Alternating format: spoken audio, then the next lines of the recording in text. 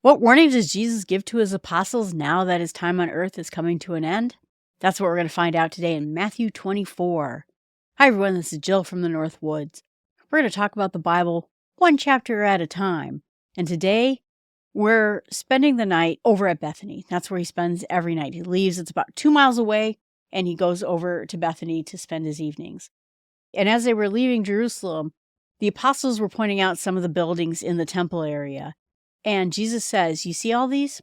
There's not going to be one stone upon another that will not be thrown down, meaning that this whole building is coming down. And I saw these stones. I got to stand next to many of these stones from Herod's temple. They were huge. They were not something that anyone could move on their own without equipment and many, many people. This is unthinkable. Sometimes when Jesus talks about the temple or this building coming down and then it's going to be back in 3 days, he's talking about his body. But in this particular case, he is actually talking about Herod's temple. Herod died in 4 BC. That was probably some 30 years ago. He had been rebuilding this building. I think that it got finished right before 70 AD. It was still going on even after his death. And then in 70 AD, the whole thing comes down. The Romans, because of a revolt, slaughter half the Jews, take half of them off into slavery, tear every building down, trash Jerusalem to the ground. This is apocalyptic. And some of these buildings, part of this building, were up for 1,000 years. And now over a short period of time, there's not going to be one stone standing left on it. Who could possibly do this kind of apocalyptic act? And he was sitting over across the Kidron Valley in the Mount of Olives again, the olive grove. And you can look at Jerusalem, and the temple is on that side of the Mount of Olives. Today there's a church up there called the Church of All Nations. But you can go up there and look at where the temple was at and see, not into the courtyard because there's a wall there, but you'd be able to see it. He would be able to see the place where the devil took him and told him to throw himself down. And now he just sees everything that's going on. I just assume this is just sad to him, that this is supposed to be the temple of God, the place where worship of God happens. And instead, he sees all these ungodly things going on. So the disciples come to him. Are you saying that these are signs of your coming, or this is the end of the age? Now we're talking about the end of the age, which means the age of man. People thought that the age meant their lifetime. So when Jesus said some things, they thought these things were not going to happen throughout their entire life. I think they believed the end of times was coming. The apostles believed it was coming before the end of their lives. And then when they got to be older men, they started to realize, oh, we have to write this stuff down. There's going to be time after us. Whenever we get into these passages, just because I have the experience from the podcast, sometimes when he's talking about the end of the age, he's talking about within the end of their lives, again, the Temple of Jerusalem time, or sometimes he's talking about the end of age of mankind, the entire age of mankind. So Jesus then says that don't let people lead you astray. A lot of people are going to come in my name, and they'll say, I'm the Christ, and they'll lead people off. And in fact, there were still followers of John the Baptist 200 years after John was dead. People follow the wrong people all the time. And like I said in my podcast, I'm now in Philippians. We've heard it through the Galatians and the Ephesians, people coming in the name of God and saying, you have to do this or you have to do that. And Paul is saying, don't listen to them. They're wrong. People, even today, will say, I know when the end of the world is, or I know what Jesus wants, or Jesus gave me a brand new revelation, and this is what you should be doing. We still see that today. People still get led off into the wrong direction. And then Jesus says, and this is ESV, that you're going to hear about wars and rumors of wars, and you shouldn't be scared about this. These are things that have to take place, not at the end, but just before the end. He says, nation will rise up against nation and kingdom against kingdom, famines and earthquakes. This is the birth pang. So let's talk about that a little bit. The interesting thing is I sort of did research into this. There was no concept of world war at this point. you usually had one army going against another army. Maybe they teamed up with another country who helped them through this battle, but it would be like one country against two or two countries against two. This idea of world war, unthinkable. We saw that happen in the 1910s. We saw it again happen in the 1940s. I think I grew up on a military base. We were always worried about that. Now this concept of every nation rising up against nation is legit. And birth pangs, he gives this term birth pangs. Giving birth to a child, which I've never done, is hard, painful. We give women lots of things to help them through this particular piece, but at the end you get a baby. At the end you get this new object of love, a little girl, a little boy, and it's amazing. And all of that is forgotten. All the bad things are forgotten. When he says this is the birth pangs, you have to realize all this awfulness that's going to happen at the very end is to bring about this new era that's going to be the kingdom of God. And this whole conversation must have been frightening, which is why Jesus is telling them, don't be afraid. He always tells us, don't be afraid. When you have your eye on Jesus and you know how the end of the book ends, whatever happens, happens. We know how this ends. This ends in the kingdom of God. So it's going to be rough. It's going to be hard. It's going to be painful. It's going to be a lot of work. But in the end, the kingdom of God will be here. This is going to be a new beginning, not an end. He says they're going to deliver you over. You're going to be put to death. You're going to be hated by all nations, not just the apostles. I think now he's talking to all of us. There's hundreds, if not thousands, people, Christians, killed for their faith. Not in the United States so much, but in other places in the world. You don't hear about it on the news that much.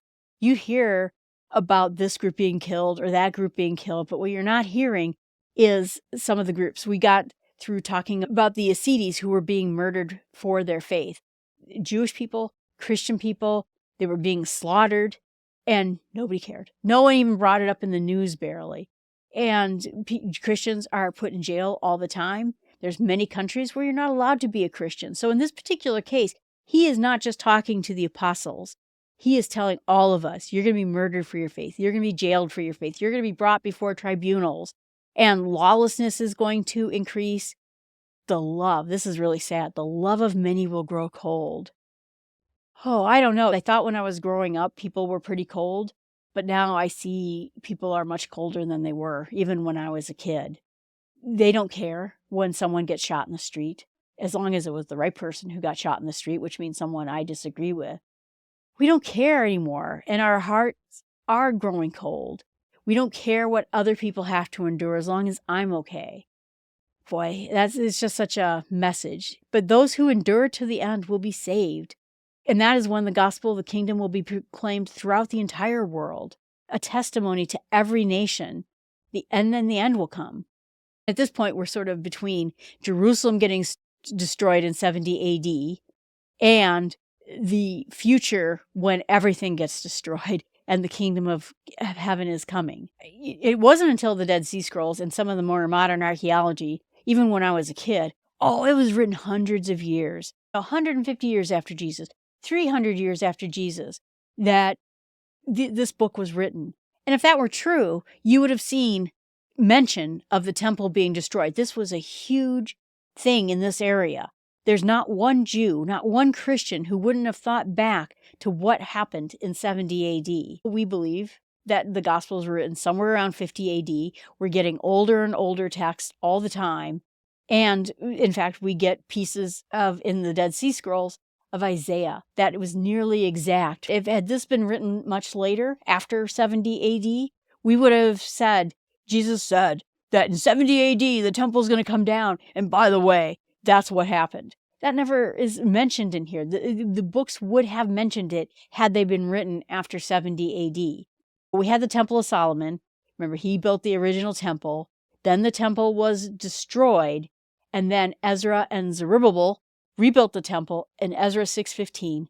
Herod the Great made it much bigger, much cooler. Herod was famous. Like I said, even without the Bible, Herod was known as Herod the Builder. Josephus said it took over 10,000 men to work to do the work on the temple itself. It exceeded the entire area. And Herod's temple was about 500 yards and 400 yards wide. So if you think of a football field as 100 yards, that's how big this space was.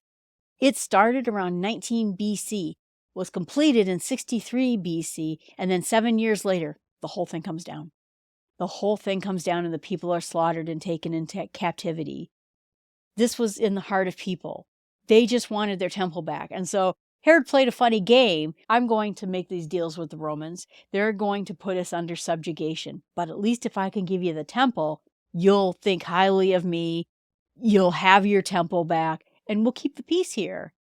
But then Jesus goes on to say that all of this was talked about in the prophecies of Daniel, that people were going to flee to the mountains and the wilderness. And people had already fled. We had the Zealots, the Essenes that were living in the wilderness.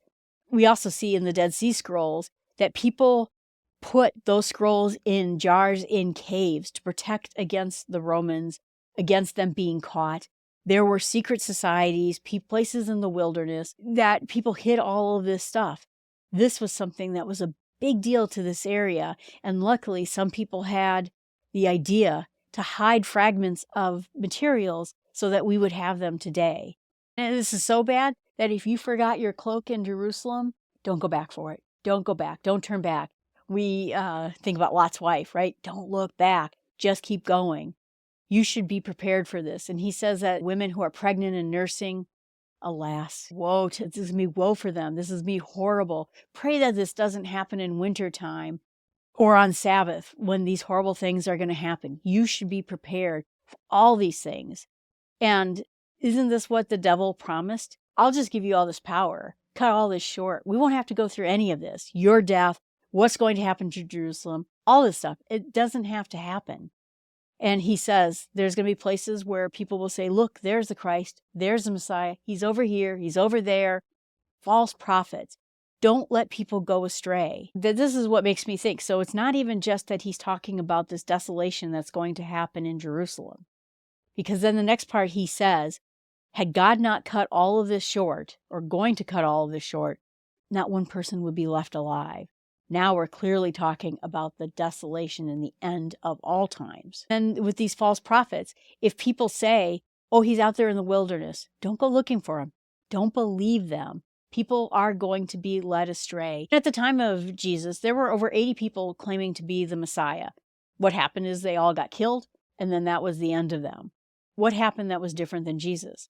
When I was in Jerusalem, I was talking to a rabbi who was an expert on Jesus. And he told me about the 80 other people who also claimed to be the Messiah at this time.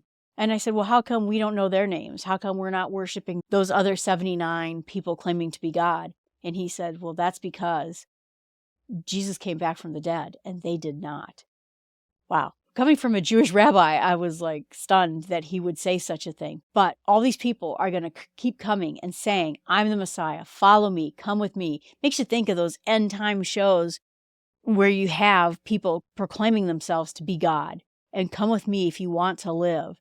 And he says, don't go there. Then he says the very famous phrase that it's going to be when he comes back like lightning from the east, shining in the west. The whole world's going to see it. He's going to be coming in the clouds. We're all going to see this at the same time. He's not going to be on the road. He's not going to be in the building. He's not going to be out there in the field. This is going to be something we all get to see at the very beginning. And we're all going to know it. This will be the end. When I was in Israel, I got to go to Megiddo. And the idea is Har Megiddo, which is the mountain of Megiddo. Armageddon, Har Megiddo. It's where we get that concept. There was a battle place. I think they said over 31 ancient battles took place in this particular area. And it is the place of the final battlefield of all nations. It's the crossroads, the last battle on earth. And I was not a Christian. I didn't believe in Jesus. I didn't believe in the Bible. And when we went out to Har Megiddo and saw the dig site, people were screwing around in there and laughing. And there were like altars to slice off the heads of things and stuff. And people were kind of being silly about it. And I just sort of stood there. I got this creepy chills thing as I'm looking at the plains of Megiddo around me and knowing this is the last place. This is the last battle. This is the idea of the very end of the world. And it started creeping me out, even though I didn't believe in any of this. Boy.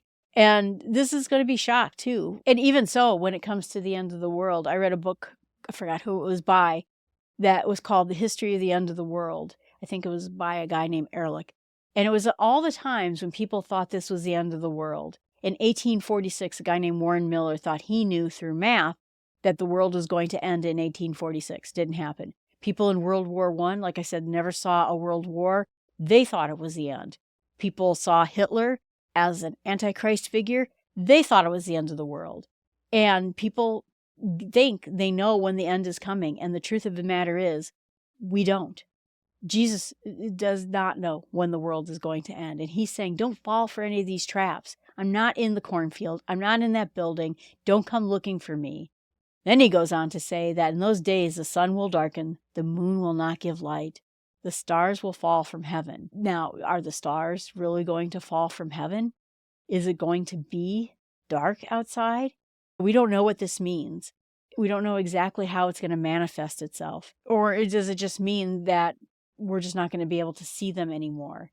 Heavens will be shaken, and then all the tribes on earth will see the Son of Man, will mourn, and with power and glory, the angels will come out with loud trumpets, and they'll gather the elect from the four winds. It means from every part of the earth. Go to heaven.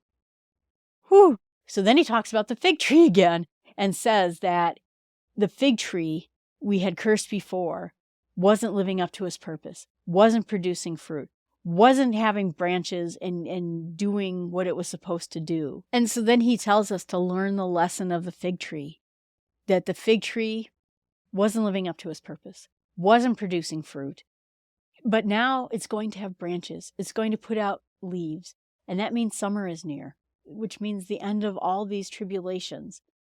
The birthing is near. So when you think of this, you'll know that this is the beginning, not the end. Don't be afraid. Don't be worried about these things. And this is the part that confuses everyone. He says that this generation will not pass away till all these things have taken place. Heaven and earth will pass away, but my word will not pass away. That means there's going to be living people. There are going to be still Christians on this earth. But then people ask the question, well, what does it mean, this generation? I think the apostles thought them, and their lives, their generation, which is their era of people. But instead, this is the very generation of human beings. We are in the generation of human life. We are now talking not about what's happening in 70 AD, which was clear before. We are talking about the end of things, and it's not going to happen in the lives of the apostles, even though that's what I think they thought was going to happen. Whew. And he says that all these things are going to happen, but summer is coming. Don't give up. And people want to know, when is this going to happen? He says the angels don't know. Jesus the Son doesn't know. Only the Father knows. And compares it to the time of Moses when people were partying. They were acting sinfully. They were doing everything wrong. And he says that they were living their day-to-day lives. Or in the time of Noah, people are just sinning all the time, doing what they want to do, making fun of Noah who's building an ark. They're joking about it then, but they weren't paying attention. They were so unaware of what is going on around them that the end times were happening all around them, and they didn't even get it. And he says that there's going to be people in the field doing their jobs, and there will be two men in the field. One will be taken and one will be left. But he says, stay awake, pay attention. The Lord is coming. It's going to be like a thief in the night, right? If someone comes in my house and robs me in the middle of the night, I don't know what's going to happen. I don't know what day it's going to happen. I don't know that my Ring doorbells know when it's going to happen.